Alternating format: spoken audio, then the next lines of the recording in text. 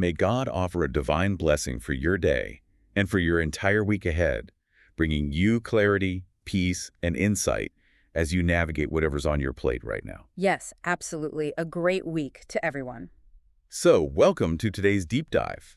Now, let's jump right in because we have a lot to cover. Usually when we think about a courtroom, we expect a really clear-cut process, right? Oh, for sure. You picture the judge, the gavel, the lawyers. Exactly, yeah. The prosecutor presents the evidence, maybe the security cameras show the crime, and then boom, the judge bangs the gavel and it's done. It's all out in the open. Right. We like things to be visible. We want the evidence laid out where everyone can see it. But, what happens when the courtroom isn't judging what you did on camera, but what you did in the darkest, most secret corners of your own mind? Well, that completely changes the nature of the trial. It really does. Because it shifts from being this basic judgment of external behavior to an absolute, unvarnished exposure of human hypocrisy. Like, the visible evidence doesn't even matter anymore if your internal reality is totally corrupt. And that is exactly the focus of our deep dive today. Yeah. We are exploring a pretty intense, detailed commentary on the biblical book of Romans. Specifically, chapters 2.1 through 3.8, right? Yeah, exactly. And our mission today is to unpack the Apostle Paul's really powerful arguments about human hypocrisy, the true nature of justice, and, well, this massive difference between our outward religious performance and our actual inward spiritual reality. It's a heavy topic, but it's so fascinating because to really grasp what Paul is doing here, we have to look at how he sets the stage. Right, because chapter 1 was totally different. Yeah, exactly. So in the first chapter of Romans, he deals extensively with what you might call the obvious sins of the ancient world. The big, glaring moral failures. Right, the stuff humanity generally agrees is terrible. But right here at the start of chapter 2, he executes this brilliant, unexpected pivot. He turns his attention completely away from the obvious sinners and points directly at the moralists. Ah, the people who think they're the good guys. Exactly. The ones just, standing on the sidelines, shaking their heads and pointing fingers at everyone else. That's them. Specifically, he's addressing the religious elites of his day. So the Jewish community who had the written law of Moses and, frankly, felt really superior because of it. But it's not just them, right? The commentary makes a point about Gentiles, too. Oh, absolutely. Paul's argument applies equally to Gentile or non-Jewish moralists. Like, think of Seneca, for instance. Remind me, he was Nero's tutor. Yeah, tutors to the Roman Emperor Nero. And Seneca was this highly refined philosopher. He exalted great moral virtues. He publicly denounced hypocrisy. He preached human equality. Sounds like a great guy on paper. Right. He even insisted on rigorous daily self-evaluation. He totally assumed the role of a moral guide for his entire society. Okay, let's unpack this for a second. So, people like Seneca, or the religious elites of Paul's day, they look at the overtly immoral people from chapter 1 and say, well, obviously those people are terrible, but we aren't like them. Yeah, we have standards, we evaluate ourselves. Exactly. They build their entire identity on being better than the crowd. But here is where Paul just dismantles that. The refined moralist looks at the gross sinner and automatically feels superior. But Paul's core thesis here is a total leveling of the playing field. Total equalizer. Right. He argues that everyone, regardless of their background, their pedigree, or even their religious knowledge, is on exact equal footing when it comes to divine judgment. Wow. So the refined philosopher and the blatant criminal are in the exact same boat. Man, that has to be a tough pill to swallow for someone who spends their whole life trying to be the good person in the room. But since Paul establishes that both the overtly immoral people and these refined moralists are guilty, I want to know, how do the moralists deceive themselves into feeling so superior? Like, what is the psychological trap here? Well, the commentary points out that Paul is basically describing a psychological phenomenon that we now call projection. Projection, like the Freud concept. Exactly. Sigmund Freud coined the actual term centuries later, obviously, but it perfectly describes the ancient argument being made here. How so? Because of our flawed nature, human beings actually get a vicarious thrill, like a genuine pleasure, out of condemning others for the exact same flaws that we quietly forgive in ourselves. Oh, that is so true. We project our own hidden junk onto someone else and attack it there where it feels safe. Yes, exactly. It's like a driver who screams at everyone else on the road for speeding. Just losing their mind at how reckless people are while they are casually rolling through stop signs themselves. That is a perfect analogy. Right. They feel this intense righteous anger, but they are breaking the rules just like the people they're yelling at. Yeah, the text calls this spiritual myopia. It's a severe moral nearsightedness. The moralists, they basically wear heavy blindfolds when they look at their own lives, but they pull out magnifying glasses to examine the lives of everyone around them. Blindfolds for themselves, magnifying glasses for everyone else. Wow. They are incredibly quick to judge, but incredibly slow to recognize their own guilt. John Calvin actually referred to these types of moralists as hypocrites and sanctimonious phonies. Sanctimonious phonies. Ouch.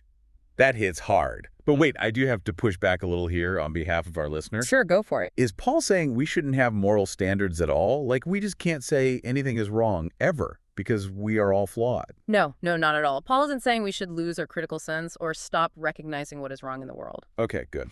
Yeah, the purpose of his argument is to condemn the attitude of those who set themselves up as the ultimate judges of others instead of evaluating themselves first. Ah, I see. It's the hypocrisy of having an impossibly high standard for everyone else and a minimal, super flexible standard for yourself.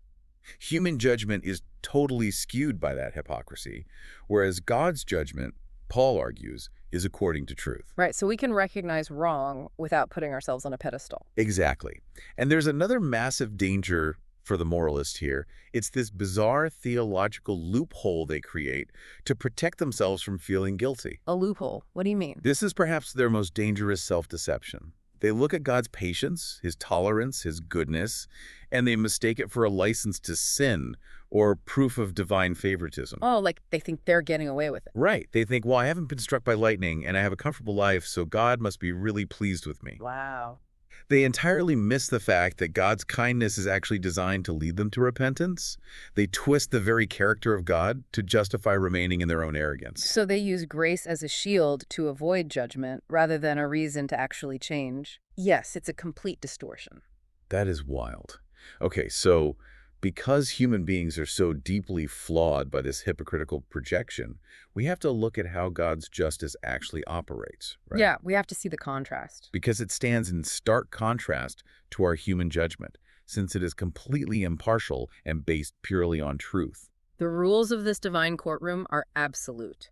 There is zero room for arbitrary decisions or favoritism. Break down the rules for us. First, judgment is strictly individual and non-transferable. There is no collective immunity.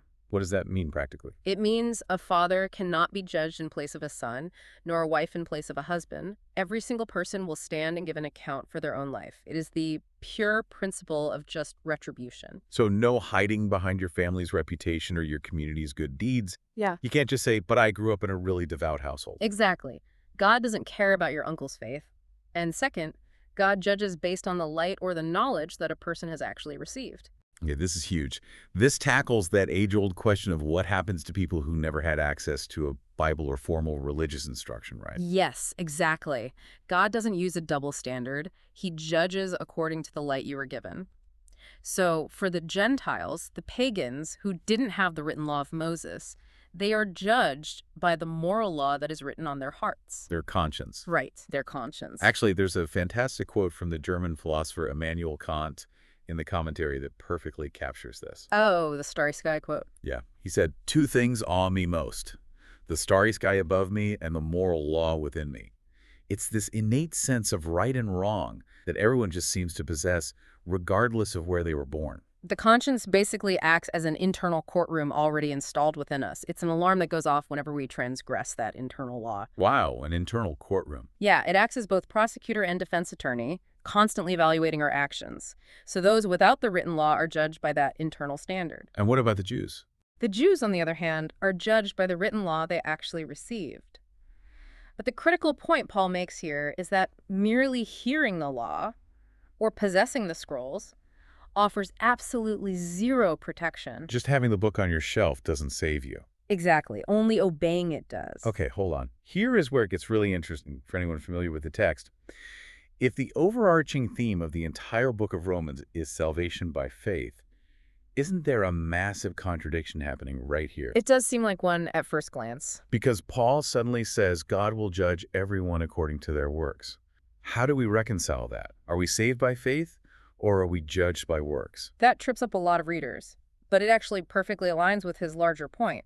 Paul is not suddenly teaching salvation by works. Because that would ruin his whole argument. Right, he would be contradicting his entire letter. What he is doing here is establishing the impartiality of God.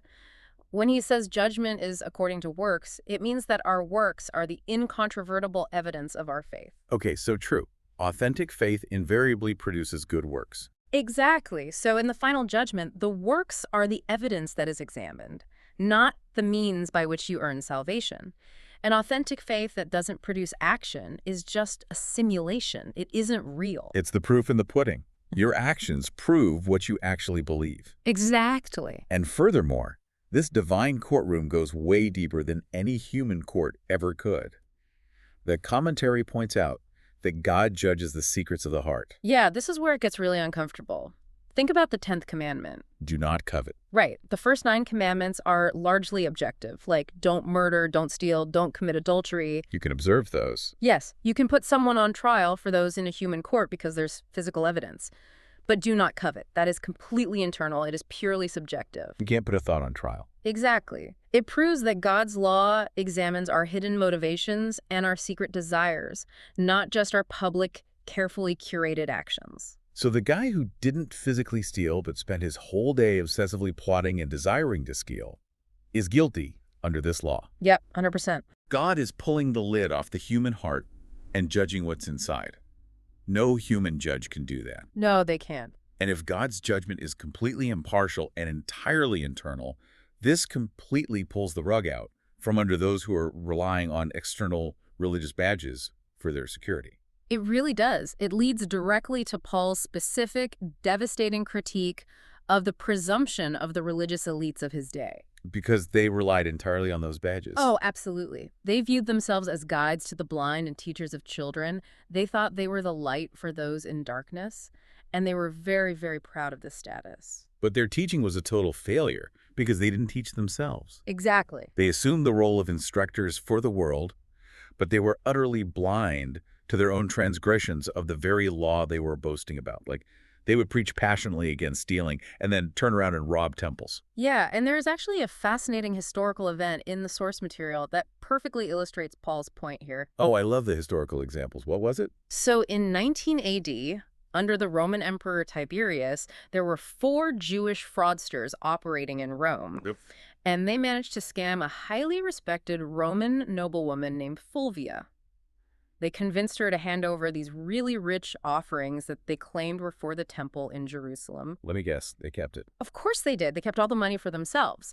But when Emperor Tiberius found out about this hypocrisy, he was so enraged that he ordered the expulsion of all Jews from Rome. Are you serious? All of them? Yes. 4,000 people were drafted into the military and sent away just because of the actions of these 4 hypocrites. Man, that is wild. The hypocrisy of a few completely destroyed the reputation of the many. Exactly. And Paul's point is that this kind of hypocrisy causes God's name to be blasphemed or mocked among the rest of the world. Because the world looks at the hypocrite and says, well, if that's what your God produces, I want nothing to do with it. Right. And we see the exact same dynamic in modern history, too. The text brings up the famous missionary David Livingstone in the 19th century. Oh, the explorer. Yeah, so when he was working in Africa, he struggled immensely to share his faith. Why was that? Because the local populations strongly associated Christianity with the brutal Portuguese slave traders. Oh, wow. That is terrible. The terrible actions of those claiming the external badge of the religion completely undermine the actual message of the religion. The badge literally becomes toxic. It really does. Yeah. And that brings Paul to deconstruct the ultimate external badge for his audience, which was circumcision. Right, because they viewed this physical mark as a guaranteed ticket to divine favor. But Paul argues that a physical seal is only meant to represent a spiritual reality. The theologian Augustine later defined a sacrament as a visible sign of an invisible grace. A visible sign of an invisible grace. I like that. Right. So if you have the visible sign, the physical circumcision, the baptism, the religious clothing, but you don't have the invisible grace and obedience in your heart, the sign is meaningless. It's worse than meaningless. It's a lie. Exactly. Think of it like a flag. A great analogy here from the source is the Brazilian flag. Oh yeah, explain that one. So the flag is a powerful symbol of Brazil. It represents the nation, its history, its people. But the flag isn't Brazil. You can't just wrap yourself in a piece of cloth and claim you are the country itself, you know? That's a great way to put it. You can't replace the actual reality with the symbol. If you have the symbol but lack the reality, you have absolutely nothing. Well said. But, after thoroughly dismantling the value of the law and circumcision when they aren't paired with obedience, a very natural objection arises. Right. People start asking, what's the point then? Exactly. If the external markers don't save you, was it completely pointless to be part of the chosen people?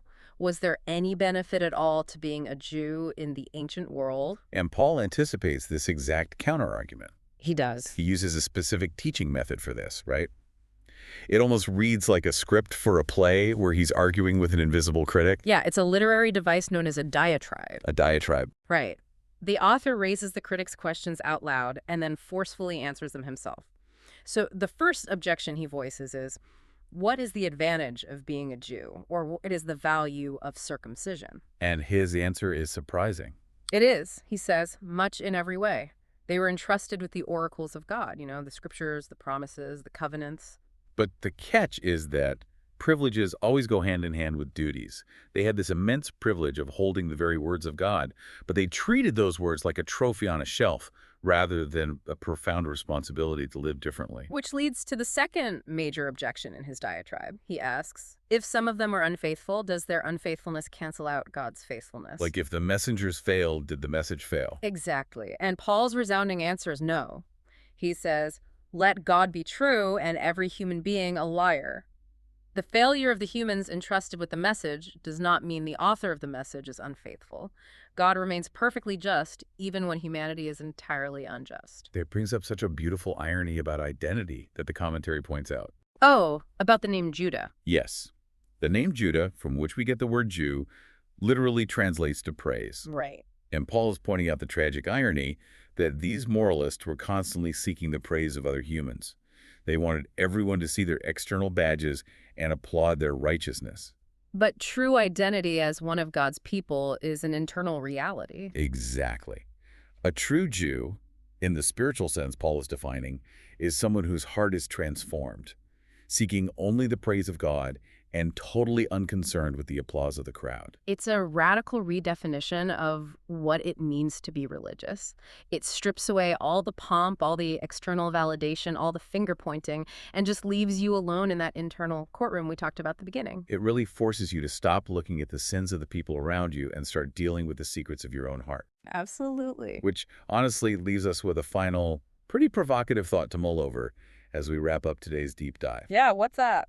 Well, if God's ultimate judgment eventually bypasses everything we do on camera and uncovers the secrets of the heart, the things we only think, the jealousies we harbor, the things we covet in the dark, how much of our daily energy is completely wasted on managing our external reputation instead of cultivating our internal reality? That is something to think about, for sure. It really is. Yes. Well, as we close today's deep dive, I just want to say goodbye by reminding you that God blesses all the listeners. Thank you so much for joining us, and we'll catch you next time.